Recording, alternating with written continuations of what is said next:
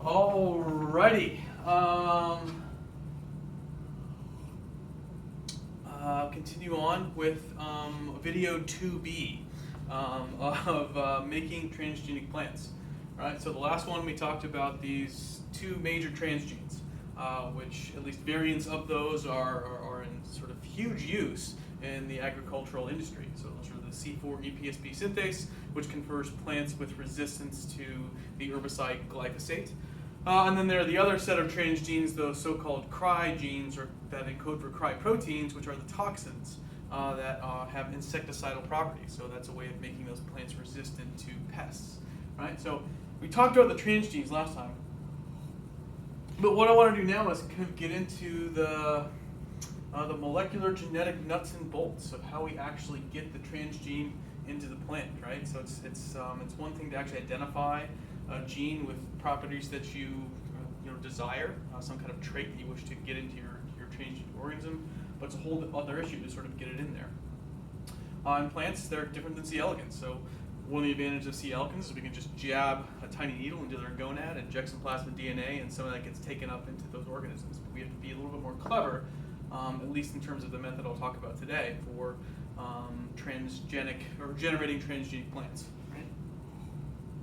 So, as an intro to this one, I want you to take a walk in the woods, right? And pay attention to the trees. And every once in a while, you'll see a tree in the woods. And if we're just going to look at the tree trunk, you'll see some tree trunks with these massive, like, bulbous outgrowths on them. So if this is a tree trunk, you have some sort of big, kind of bulbous outgrowth. Okay, so this is something called a gall in the plant world, right? Now they aren't restricted to just trees, and they can actually happen throughout the plant. They can happen in the roots, in the trunk, I think on the leaves. And so you can think of these galls as plant tumors. Okay, so any tumor is really the hallmark of a tumor is unchecked cell growth. So within this plant, within this gall here, there is overactive cell growth and division, right? So it's a plant tumor. So walk around the woods and you'll see these things. Okay? And so then this leads us to kind of the method. These crown galls are caused by a plant pathogen. And in this case, it's a bacteria. Okay? And the name of this one is Agrobacterium-mediated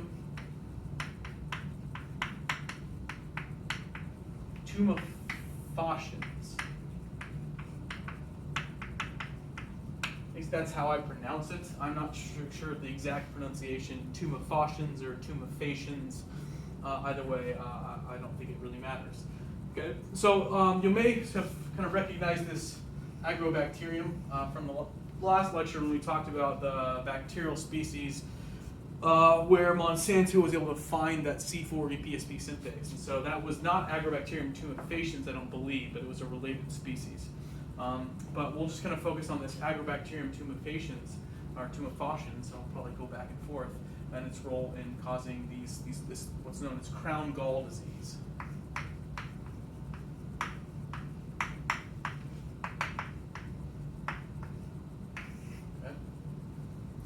Okay, so the broad method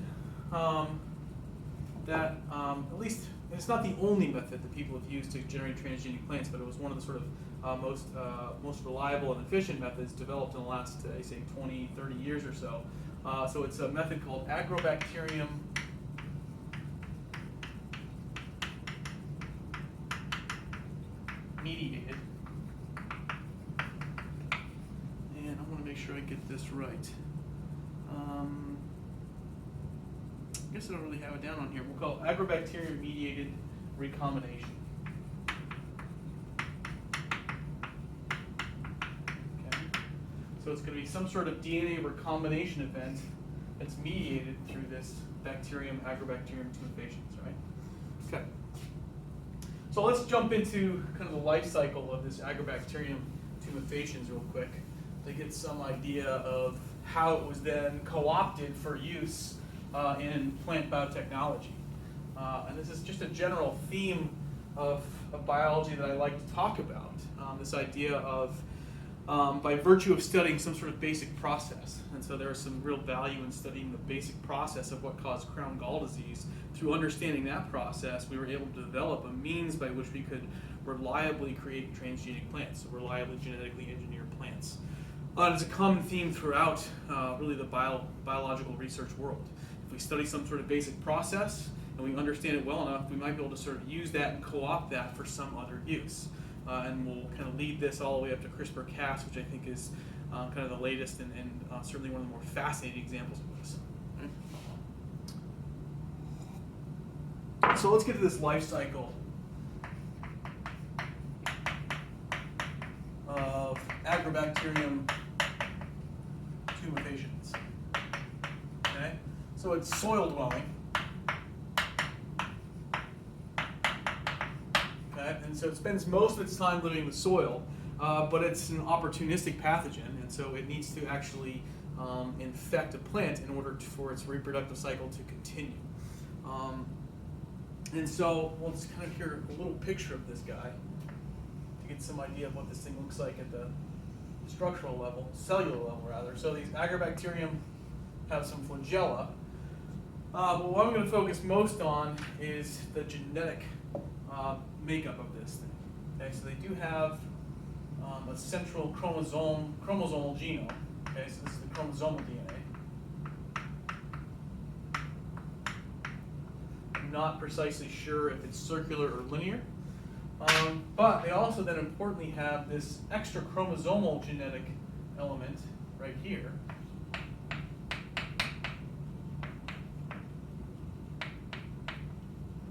And this is called a TI plasmid.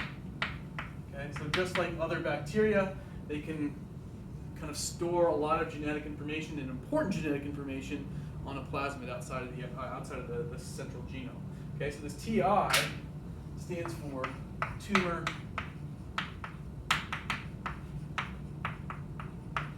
inducing. Okay, so this is a tumor inducing plasmid present within this Agrobacterium. So although this bacterium lives primarily in the soil, it can infect plants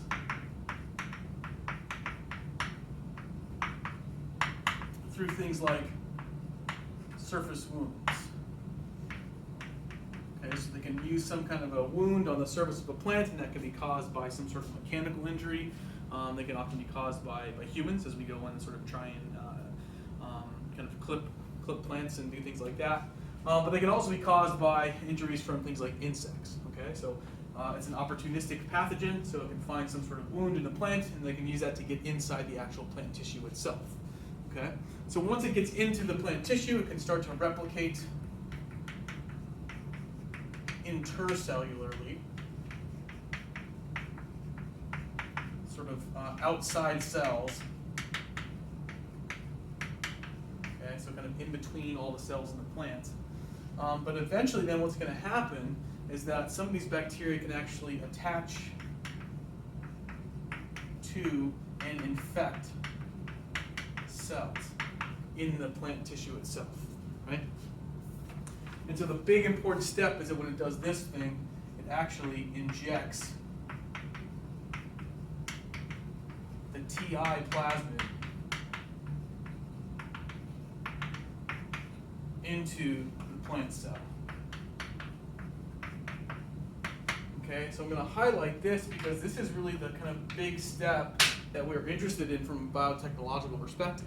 Okay, so the ability of the bacteria to be able to inject DNA into a plant cell is something that was a key sort of limitation in trying to make a transgenic plant. Okay, and so then after this TI plasmid gets injected into the plant cell, it has this name tumor-inducing for a reason. Okay, so this TI plasmid actually causes the creation of the tumor or the gall. Okay, so the tumor forms. Okay, and then bacteria accumulate around the tumor. lot of interesting things are going on in here. So there's this unchecked cell growth, which provides a lot of places for bacteria to further infect more cells. But then one of the things these bacteria do to these tumor cells, they actually cause these cells to make a bunch of nutrients that the bacteria can use for further reproduction. Okay, so they're basically the bacteria making this really friendly environment for bacterial growth. Okay, now over time, or interestingly, these galls are actually they're not as sturdy a tissue as the rest of the plant. So these galls actually have a tendency to kind of break down. So the galls are susceptible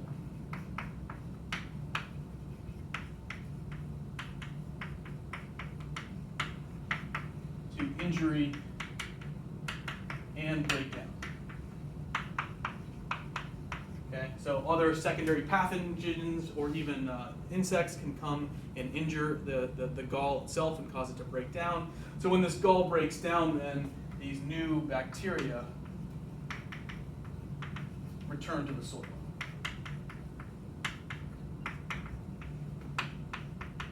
And then this life cycle really starts over again. Okay, so this is the overall life cycle of Agrobacterium tumefaciens. But what I want to do now is really focus on this right here, this extrachromosomal TI plasmid, because this relates to this step here. And if the goal is to, in making a transgenic plant, is to get DNA into a plant cell, this might be a nice way to do that. Okay? So let's go ahead and focus in on the TI plasmid. What does this thing look like?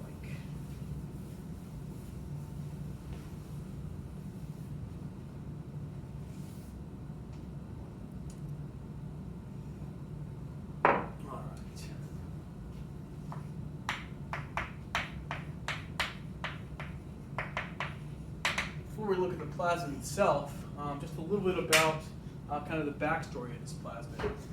So the role that this plasmid plays in crown gall disease was established primarily by a researcher named Mary Dell Chilton.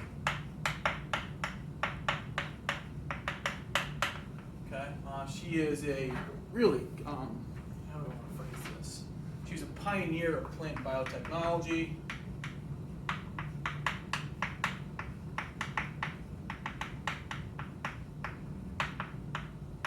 I think she kind of goes unrecognized in sort of maybe the greater realm of scientists, maybe just because, probably for a couple reasons. I don't think she was an academic per se. I think she came up through academia, but ended up, I think, working maybe more on the kind of the commercial side of things.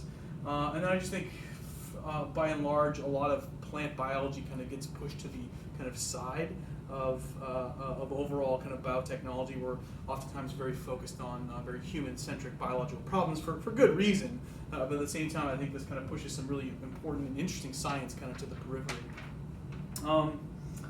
And so her research focused on this TI plasmid.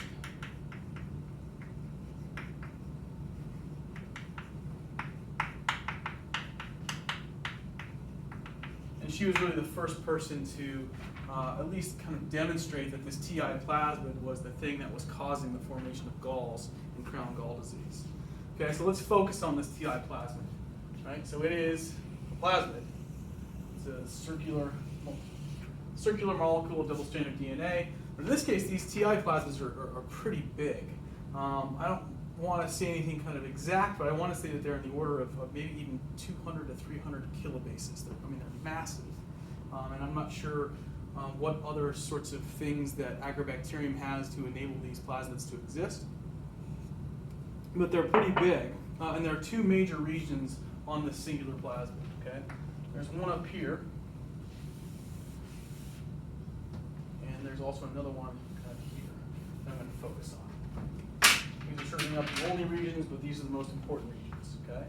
So there's this region up here on the TI plasmid called the tDNA region. Okay?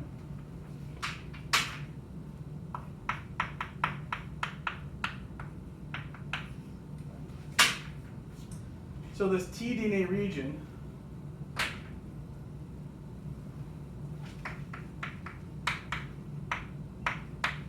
brings the genes that promote plant cell growth and division. Okay, so the reason behind why plant cells start to grow and divide sort of in unchecked and too much is because of the genes encoded on this tDNA region. So these encode for different plant hormones, plant growth factors, and things like that that really cause, again, plant cells just to grow like you would expect a tumor to grow in a human, right? So there's this tDNA region. Then the other region on this plasmid is down here. And these are the virulence genes. Virulence. Let me try that again. Virulence genes, sometimes just called the VIR genes. Okay? And so while these genes cause the plant cells to undergo unchecked cell growth, the virulence genes are really, we'll say, all the necessary factors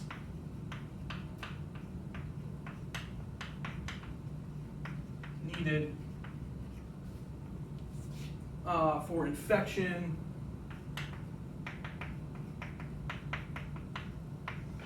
injection of the DNA,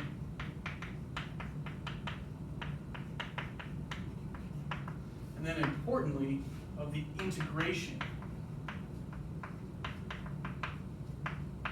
of the DNA into the host genome.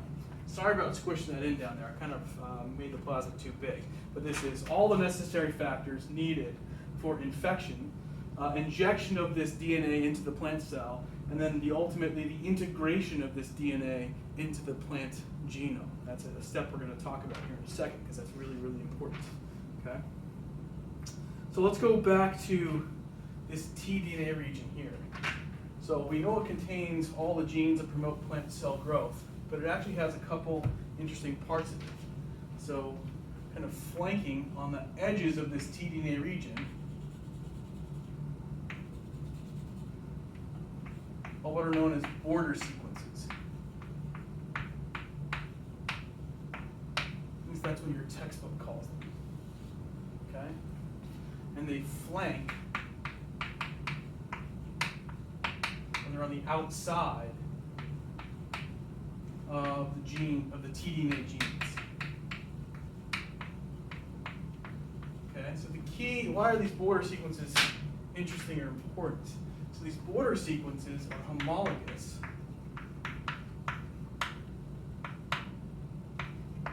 i.e. similar to sequences in a plant genome.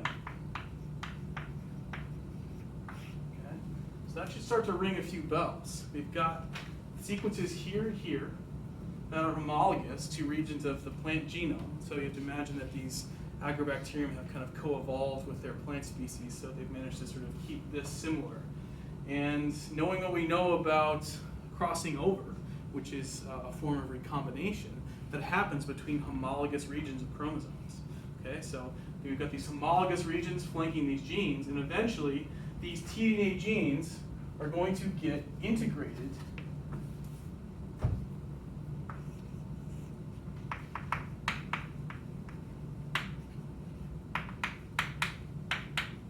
into the host genome. And it's going to happen because there are these border sequences that are homologous to regions of the plant genome. So those are regions where recombination can occur. You can essentially flip this DNA into the host genome. Okay, so that's going to be integration here. Okay. So that's the TI plasmid. Okay. Just kind of from a broad perspective, it's a pretty interesting just example of a functional process in biology, right? Okay, so let's kind of take the next step. So if that's the TI plasmid, in this case, they needed to do a little bit of work on this agrobacterium to make it into what's known as a vector. Okay, so let's think of this TI plasmid as a vector. Okay, so the technical term for a vector call this, I'm going to put this, is a DNA molecule.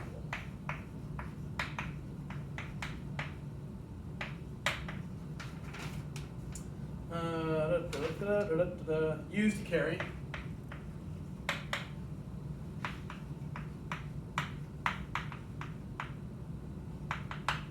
foreign DNA into a cell.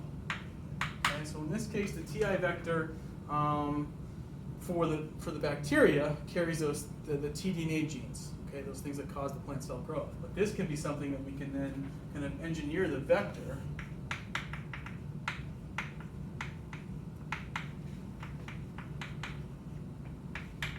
for another purpose. Okay. So they actually did some re-engineering of Agrobacterium to make this more useful as a biological tool, right? So the big thing they did was they separated the TI plasmid into two different plasmids, okay? The first plasmid, they kind of took all the Vir genes and put that on one plasmid. Okay, so they call this the helper plasmid.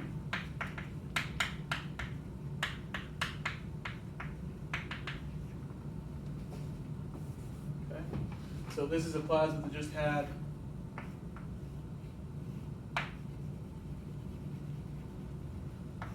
the Vir genes. Okay, and they took the other part of the TI plasmid, those tDNA region, and put that on another plasmid. Okay, so this became the tDNA plasmid. Okay. Okay, so here's our tDNA, complete with those border sequences, right?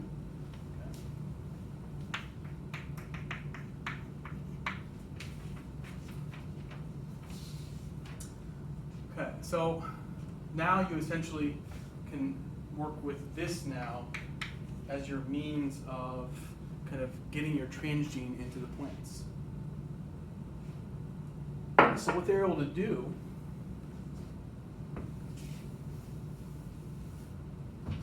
is take this tDNA plasmid and they can eliminate the actual tDNA genes, and then that allows you to insert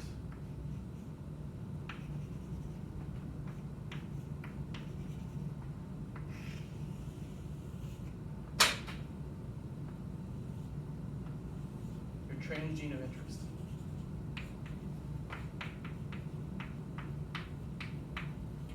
Let's see if I'm making this much clearer here. Yeah, so in this case what they did is they replaced the endogenous tDNA genes with the transgene of interest there, okay, using some molecular biology. Probably something very similar to what we did using restriction enzymes in our very first labs. They could actually kind of snip this out, and they can then take a transgene and put it in place of it. Okay, so this is now the engineered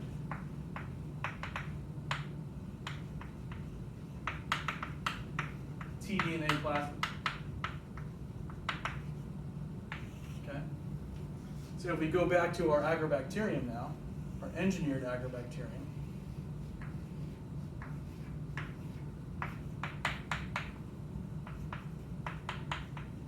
okay, you still have their central chromosomal DNA. But now instead of having a single TI plasmid, we'll put this helper plasmid in orange. Now let's make it purple. They've got a helper plasmid here. Okay. And they have this tDNA plasmid here. Okay. Now only this tDNA plasmid is going to get injected into the plant cell.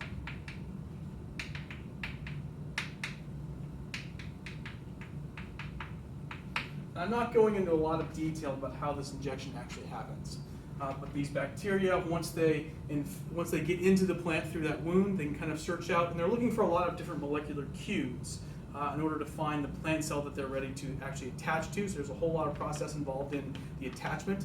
And a lot of the Vir genes are responsible for that attachment. Once they attach, they actually create what's called a type 4 secretion system. So they actually make this, I think it's a big kind of needle that pokes into the plant cell. Again, a lot of those things are encoded by the Vir genes. And so then once they make their type 4 secretion system, they poke it into the plant cell, then they can actually inject this plasmid DNA into the plant cell itself. So it's a really interesting process. If this interests you at all, I think I encourage you to read about it because it's a really fascinating process and I think highlights some of the really amazing things that bacteria can do. So it's called a type 4 secretion system. But we won't go into much depth of this. But essentially, ultimately then this plant, or this tDNA plasmid that can now has your transgene of interest gets injected in the plant cell. Let me sort of see where I'm at here. Okay. So let's diagram that kind of post-injection process really quickly, because this kind of gets right to the meat of how this transgene becomes part of the host genome. All right. So let's say, for example, we'll just kind of quickly diagram out A2 notations. I shouldn't have erased it here. Highlight this tDNA plasmid, so it actually then attaches on to a plant cell.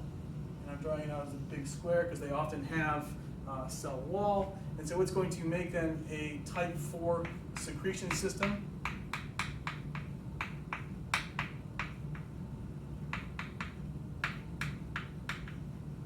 Okay, and this actually injects this plasmid into the plant cell itself. Okay, there is a plant nucleus in here, and I think there are some other Vir genes that help get this into the actual nucleus where there's the sort of plant genomic DNA. We'll put this in purple. Okay. And so what I'm going to do now is kind of hone in on what's going on once this plasmid gets into the nucleus. Okay. Okay, so we're going to zoom in on the process of recombination. Okay, so if we look at this plant genome, this very specific part of it,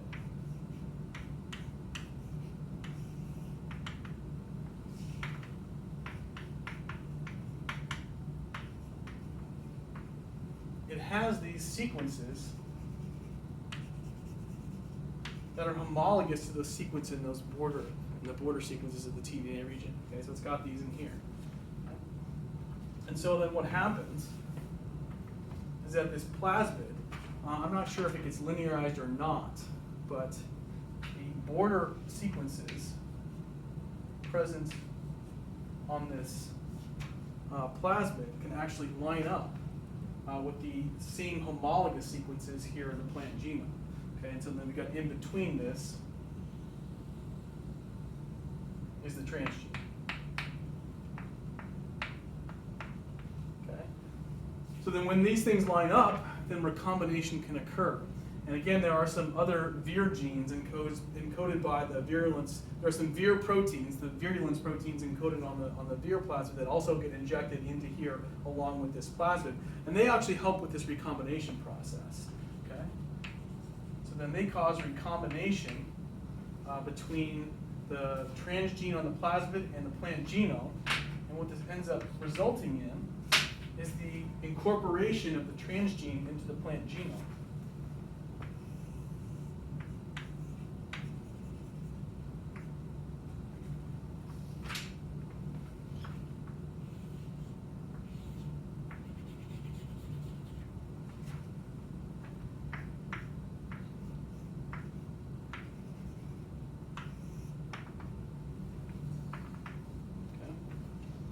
So this is incorporation, or we'll call this integration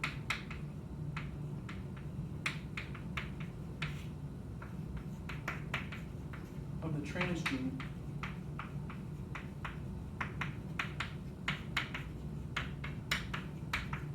into the plant, i.e. the host genome. Okay, so this is fundamentally different than what happens with the worms. That extra chromosomal array in the worms never gets integrated. Now, there are ways in worms to get that integrated in the genome, but the way that I did it, it just kind of hangs out as an extra chromosomal array. Here, this transgene is actually getting physically integrated into the plant genome of the host. Okay? So this is kind of the, like I said, why it's called Agrobacterium-mediated Recombination.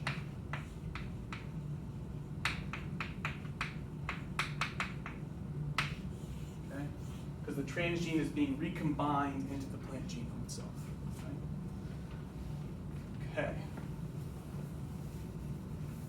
So what's the broad methodology on this one?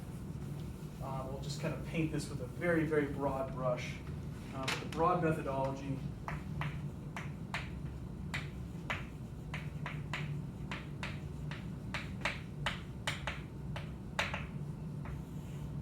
step one is to engineer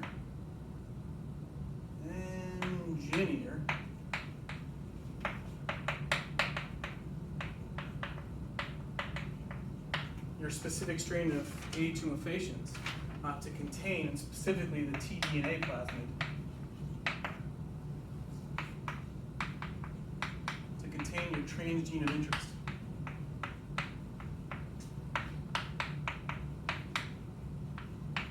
So for example, if you're trying to make a plant resistant to glyphosate, you engineer this tDNA to then encode that C4-ePSP synthase. And then what you do is instead of, you take maybe the plant of interest and there are methods to take that plant of interest and dissociate it into individual plant cells. Okay, so then you expose plant cells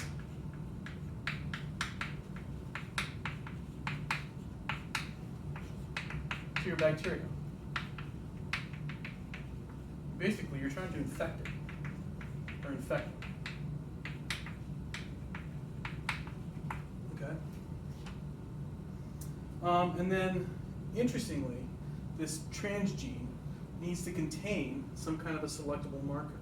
Okay, so the transgene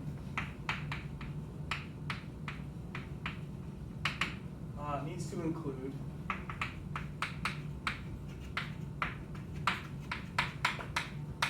selectable marker.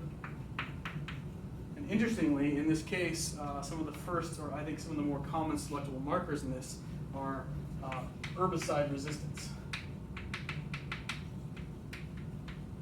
Now, it may not be resistance to glyphosate. It might be resistance to some other sort of more commonly used herbicide in the research lab.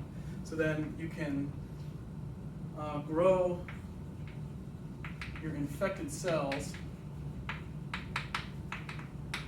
into embryonic plants. And you can do this under selection. Okay? And you can select for transformed plants.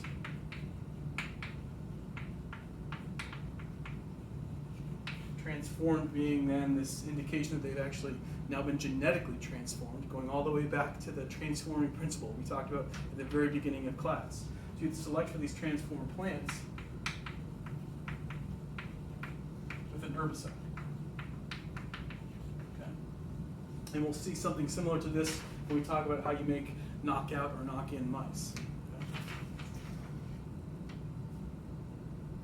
So that's the general kind of, I mean, this is obviously kind of taking a very complex procedure and breaking it down or kind of talking about it very, very generally, but this is generally how it works. And so this is the broad methodology of Agrobacterium-mediated recombination. Okay, so I want to kind of get into the transgene in a little bit more detail just to end this lecture.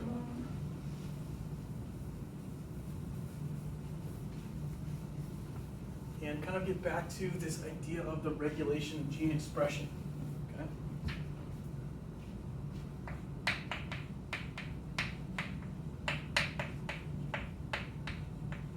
Okay. So we've been, at least in the last lecture, and even a little bit in this one, we've talked about this, the transgene as really this part of the gene that codes for the protein. Okay, so it's going to be the part that codes for C4-ePSP synthase, or it's going to be the part of the gene that codes for the cry proteins.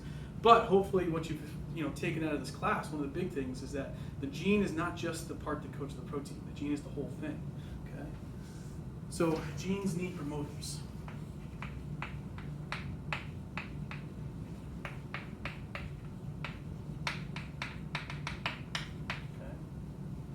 And this actually presents a pretty interesting opportunity for the regulation of your transgene in your organism of interest. Okay, so this idea of a promoter gives you another level of the way you can kind of tweak your transgene. So what this does is it allows for more precise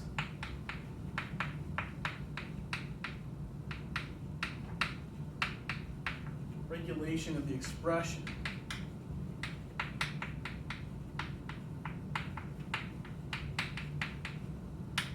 of your transgene. So we'll get to more of this when we talk about making transgenic mice, but there's some distinct advantages to be able to control when and where your transgene is expressed, that so-called spatiotemporal expression profile. So it's related to what I talked about with the worm strain that I showed you. In that case, I was trying to illuminate the spatiotemporal expression profile by way of putting that Cry2 promoter in front of the GFP. But you can also imagine that if you have detailed knowledge of a specific promoter, you can take that promoter and put it in front of your transgene to control when and where that transgene is expressed. Okay, so sometimes it's not advantageous to have that transgene being expressed everywhere all the time. And we're going to revisit this idea when we talk about conditional knockout mice. Okay? And so I think a good example of how this can be used in the case of transgenic plants has to do with the pest resistance, okay? So there is a real pest of corn plants called a corn rootworm. Okay, so this is in fact a real pest. Spoiler alert, there's no such thing as a Northeast Island river slug. I know, hopefully you're not too disappointed, but I'm not making this one up. Okay, so corn rootworm, the larvae of this worm actually feed on corn roots. So if you're trying to grow a lot of corn, this is a pest. It can be a big, big problem. Okay, so one way that farmers deal with that is through crop rotation. So if you have a field of corn and you rotate maybe soy onto it for that year, typically then those corn larvae don't survive long enough over the course of that year. So then when you put corn back in on it that next year, there aren't any left. But it turns out that there are some of these corn rootworms have developed the ability to actually live within that soil over a period of time that's longer than a year. Okay, so that actually means that if you rotate that corn crop back on after a year, you can still get susceptibility to this corn rootworm. So an alternative or even complementary strategy would be to try and make your plants resistant to corn rootworm, and there are some cry proteins that have some toxicity to these corn rootworms. Okay, so now what if you wanted to just sort of specifically target this corn rootworm and not anything else? Okay, so you know this corn rootworm lives in the soil, and so you can actually engineer a transgene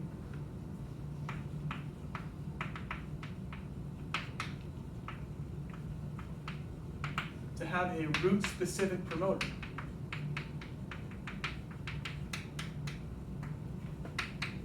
Okay?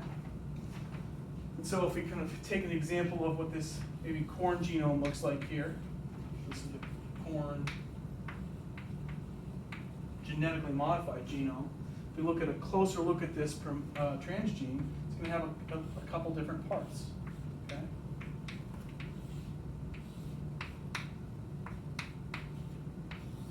Okay, so here on the kind of outside flanking it, I'm showing these border sequences or these regions of homology between the transgene and the plant genome, so where it was inserted.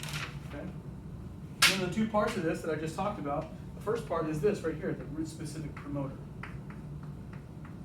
Okay, so this ensures that this cry protein only gets expressed at the roots. So if you're worried about it being present either in the fruits or the leaves, you can sort of have it so it only turns on the roots here. And then downstream of this promoter then is the cry protein, or the cry gene that will eventually make the cry protein. So I'm using this really as an idea, or as a way to just get back to this idea of kind of the central function of gene expression. Okay, so you can regulate when and where a gene is expressed by way of messing with the promoter. So this promoter may be large. It may just be more than just a minimal promoter. It may have a few enhancers in it root-specific enhancers that then allow transcription factors to bind to it and turn on expression of this gene within the roots of this plant. Okay. So I think I'm going to leave off transgenic plants right here. But I'm going to leave you with a discussion question. I'm going to post this on Katie, and we'll have this thing due on Wednesday night by 11 p.m. Okay, so one of the things that I'm really I don't worry about it, but I want to be sort of cognizant of the fact that as I talk about the basic science behind a lot of transgenic plants, I don't want to come across as sort of claiming that these are always good things. Okay. You'll hear me say oftentimes there's no such thing as a perfect experiment. There's no such thing as a perfect model organism. And certainly, while I think genetically modified plants present us with some advantages, they are certainly not perfect organisms. Okay? And they have been misused, unfortunately. So the discussion question, it's pretty simple. And I want you to just kind of think about this and extend beyond sort of the science of these things and kind of extend into the way these things are used in the real world. But what are some of the major problems that have arisen because of the use of herbicide-resistant and pest-resistant genetically modified plants? Okay, it's pretty broad. I just want you to go out there and explore. I mean, there are a couple kind of big problems I have in mind that I want you to find, but use this also as an opportunity to kind of expand the way you think about these. Okay, so again, what are some of the major problems that have arisen because of the use of herbicide-resistant and pest-resistant genetically modified plants? All right, enjoy the rest of the weekend. I'll see you Monday.